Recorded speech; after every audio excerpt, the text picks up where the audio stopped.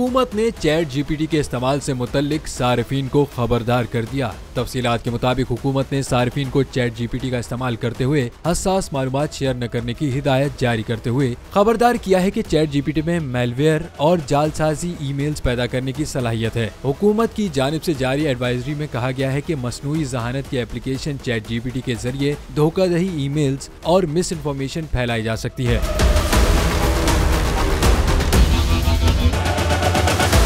सारिफीन chat GPT का इस्तेमाल करते हुए एप्लीकेशन में जाती डेटा और माली मालूमात शेयर करने से गुरेज करें। हुकूमत की जानिब से कंपनियों को भी हिदायत की गई है कि आर्टिफिशियल इंटेलिजेंस कंपनियां आवाम में आगाही पैदा करें। इसके अलावा ऑनलाइन ट्रैफिक ईमेल्स की तस्दीक के बाद लिंक खोली जाए। ऑफिशियल मोबाइल फोन पर चैट जीपीटी इस्तेमाल न की जाए। चैट जीपीटी के इस्तेमाल के दौरान सिक्योरिटी के मसाइल की सूरत में फौरी तौर पर ओपन एआई को शिकायत की जाए।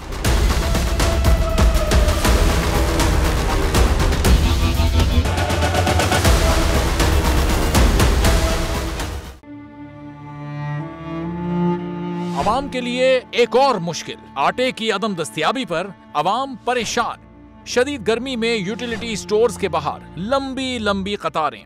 बोल ने निभाई सहाफती जिम्मेदारियां, पहुंचाई घर घर ये आवाज। इस्लामाबाद के यूटिलिटी स्टोर से सस्ते आटे का हुसूल शहरियों के लिए ख्वाब बन गया।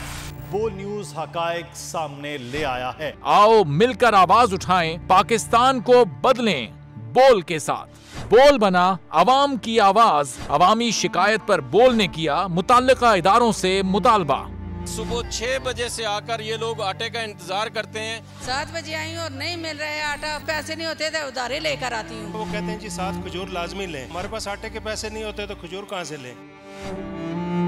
क्योंकि बोल है पाकिस्तान का नंबर 1 न्यूज चैनल।